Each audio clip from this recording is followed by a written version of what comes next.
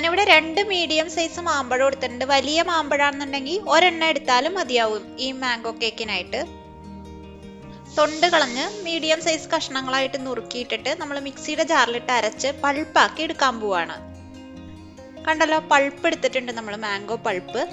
ഇത് ഒരു പാൻ അടുപ്പത്ത് വെച്ച് അതിലേക്ക് ഇട്ട് കൊടുക്കാം. കൂടെ ഒരു 1/2 കപ്പ് പഞ്ചസാരയും കൂടി ചേർത്ത് നന്നായിട്ട് ഇളക്കി ഒരു ജെൽ പരുവത്തിലേക്ക് ഇതിനെ ആക്കിയെടുക്കണം. നമുക്ക് ജാമൊക്കെ ഉണ്ടാവുമല്ലോ, ആ ഒരു പരുവത്തിലേക്ക് ഇത് മാറി വരും. 2-3 മിനിറ്റ് കഴിയുമ്പോൾ തന്നെ ഇതിന്റെ കളറ് മാറി തുടങ്ങും. അത് കഴിഞ്ഞ് നന്നായിട്ട് ട്രാൻസ്ലൂസൻ്റ് ആയിട്ട് വരും നമ്മുടെ ഈ മിക്സ്ചർ. ഒരു 5 മിനിറ്റ് അങ്ങനെ ലോ ഫ്ലെയിമിൽ വെച്ച് നന്നായിട്ട് ഇളക്കി കൊടുത്തുകൊണ്ടിരിക്കുമ്പോൾ കണ്ടല്ലോ, ഈ ഒരു പരുവത്തിൽ വേണം നമുക്കിത് വാങ്ങി വെക്കാനായിട്ട്. കേക്ക് ബാറ്റർ റെഡിയാക്കാം. അപ്പം അതിനായിട്ട് വലിയ മിക്സിയുടെ ജാറിലേക്ക് ഒരു 1/2 കപ്പ് പഞ്ചസാര പൊടിച്ചത് ഇട്ട് കൊടുക്കാം. കൂടെ 1/2 കപ്പ് ഓയിലും അതുപോലെ 1 കപ്പ് പാലും ചേർത്ത് കൊടുക്കുന്നുണ്ട്. ഞാൻ ഇവിടെ 250 ml കപ്പാണ് 1 കപ്പെന്ന് ഉദ്ദേശിക്കുന്നത്. 1 ടീസ്പൂൺ വാനില എസൻസും ചേർത്ത് കൊടുക്കാം. നന്നായിട്ട് അടിച്ചെടുത്തോണ്ട് വരാം എല്ലാം കൂടി ചേർത്ത്. ഒരു വലിയ ബൗളിലേക്ക് നമ്മൾ ഈ അടിച്ചെടുത്തോണ്ട് വന്നത് ഒഴിച്ചു കൊടുക്കാം. കണ്ടല്ലോ, കുറച്ച് തിക്കായിട്ടാണ് നമുക്ക് കിട്ടിയേക്കുന്നത് ഇത്. ഇനി അതിന്റെ മുകളിലേക്ക് ഒരു അരിപ്പ വെച്ചിട്ട് 1 കപ്പ് മൈദ ഇട്ട് കൊടുക്കുന്നുണ്ട്. കൂടെ 1/2 teaspoon baking powder, 1/4 teaspoon baking soda. ഇത്ര ഐറ്റംസ് നന്നായിട്ടൊന്ന് അരിച്ച് നമ്മുടെ ഈ അടിച്ചെടുത്തോണ്ട് വന്ന ആ വെറ്റ് ഇൻഗ്രീഡിയൻസിന്റെ കൂട്ടത്തിലേക്ക് ചേർത്ത് കൊടുക്കാം.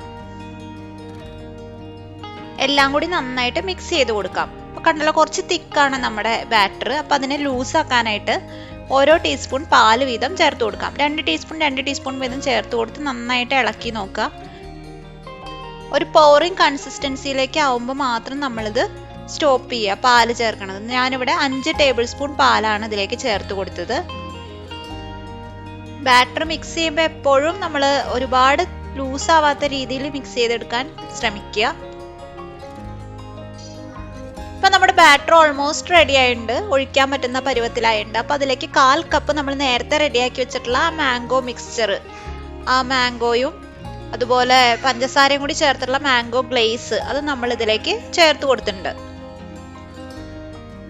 അപ്പം നമ്മുടെ ബാറ്റർ റെഡിയായി. ഇനി ഇത് നമുക്ക് കേക്ക് ടിന്നിലേക്ക് ഒഴിക്കാം. അപ്പോൾ കേക്ക് ടിൻ നമ്മൾ കേക്ക് ഉണ്ടാക്കാൻ തുടങ്ങുന്ന സമയത്ത് തന്നെ ഓയിൽ തടവിയിട്ട് അതിൽ ബട്ടർ പേപ്പർ ഇങ്ങനെ സ്പ്രെഡ് ചെയ്ത് കൊടുക്കുക. അടിയിലും സൈഡിലും ബട്ടർ പേപ്പർ വിരിച്ചു കൊടുക്കാം. നമുക്ക് ബട്ടർ പേപ്പർ ഇല്ലാന്നുണ്ടെങ്കിൽ ഓയിൽ തടവിയിട്ട് കുറച്ച് മൈദ ഒന്ന് തട്ടിക്കൊടുത്താൽ മതിയാവും. ഒരു 2-3 തവണ ഒന്ന് ടാപ്പ് ചെയ്തിട്ട് എയർ ബബിൾസ് ഒക്കെ പോവാനായിട്ട് നമുക്ക് പ്രീ ഹീറ്റ് ചെയ്തിട്ടുള്ള കടായിലേക്ക് വെക്കാം.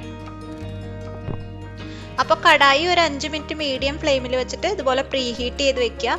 അതിൻ്റെ ഉള്ളിലേക്ക് നമ്മുടെ കേക്ക് ടീൻ നമ്മൾ ഇറക്കി വെച്ചിട്ടുണ്ട്. അടച്ചു വെച്ച് ഒരു 40-45 മിനിറ്റിൽ നമ്മുടെ കേക്ക് നന്നായിട്ട് ബേക്കായി വരും. ഒരു 35-40 മിനിറ്റ് ഒക്കെ ആകുമ്പോൾ കേക്കിന്റെ നടുവിൽ ഇതുപോലെ ഒരു ഈർക്കിലി എന്തെങ്കിലും വെച്ചിട്ട് ഇങ്ങനെ കുത്തി നോക്കുമ്പോൾ മാവൊന്നും വരലാതെ പുറത്തേക്ക് വരികയാണെന്നുണ്ടെങ്കിൽ നമ്മുടെ കേക്ക് കുക്കായി എന്നാണ് അതിനർത്ഥം. അപ്പം നമുക്കിത് പുറത്തേക്ക് എടുത്ത് ആറാനായിട്ട് വെക്കാം. കേക്ക് നന്നായിട്ട് ആറിയതിന് ശേഷം മാത്രം നമ്മുടെ ഈ ടിന്നിൻ്റെ ഉള്ളിൽ നിന്ന് പുറത്തേക്ക് എടുക്കാനായിട്ട് നോക്കാം, അല്ലെങ്കിൽ സൈഡിലൊക്കെ പറ്റി പിടിക്കാനുള്ള ചാൻസ് ഉണ്ട്. കേക്ക് തണുക്കണ നേരം കൊണ്ട് നമുക്ക് ഇത് ഡെക്കറേഷനായിട്ട് കുറച്ച് ഡാർക്ക് ചോക്ലേറ്റ്, 20 രൂപയുടെ ഡയറി മിൽക്കോ അങ്ങനെ എന്തെങ്കിലും ഒരു ഡാർക്ക് ചോക്ലേറ്റ് എന്തെങ്കിലും എടുത്തിട്ട് ഇതുപോലെ ബൗളിലിട്ടിട്ട് ചൂടുവെള്ളത്തിലേക്ക് ഇറക്കി വെച്ച് ഇതുപോലെ നന്നായിട്ട് അലിയിച്ചെടുക്കാം. ഇത് പൈപ്പിംഗ് ബാഗിലോ അല്ലെങ്കിൽ സിപ്പ് ലോക്ക് ബാഗിലോ ഒഴിച്ചിട്ട് നമുക്ക് ഡെക്കറേഷനായിട്ട് ഉപയോഗിക്കാം. കേക്ക് 1 മണിക്കൂർ പുറത്തിരുന്ന് നന്നായിട്ട് തണുത്തുണ്ട്. ഇനി ഇത് നമുക്ക് കേക്ക് ടിന്നിൻ്റെ ഉള്ളിൽ നിന്ന് പുറത്തേക്ക് എടുത്ത് ബട്ടർ പേപ്പർ മാറ്റിയെടുക്കാം. കടല എത്ര സോഫ്റ്റ് ആണ് നമ്മുടെ ഈ മാംഗോ സ്പഞ്ച് കേക്ക് എന്നിപ്പോൾ. ഇനി ഇത് നമുക്ക് മുകളിലത്തെ അണീവനായിട്ടുള്ള ലെയർ ഉണ്ടല്ലോ, അതൊന്ന് പയ്യെ അങ്ങനെ കട്ട് ചെയ്ത് മാറ്റാം. ഇനി ഇതിൻ്റെ മുകളിലേക്ക് നമ്മൾ നേരത്തെ റെഡിയാക്കി വെച്ചിട്ടുള്ള മാംഗോ ഗ്ലേസ് നന്നായിട്ട് അപ്ലൈ ചെയ്ത് കൊടുക്കാം. ഞാനിവിടെ സ്പാച്ചുല വെച്ചിട്ട് തന്നെയാണ് അപ്ലൈ ചെയ്ത് കൊടുക്കുന്നത്.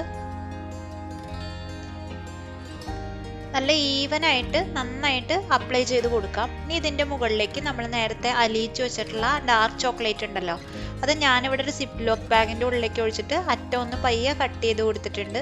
അത് വെച്ചിട്ട് ഇതുപോലെ നമുക്ക് ഇഷ്ടമുള്ള ഡിസൈനുകൾ നമുക്ക് ചെയ്ത് കൊടുക്കാവുന്നതാണ് കേക്കിൻ്റെ മുകളിൽ.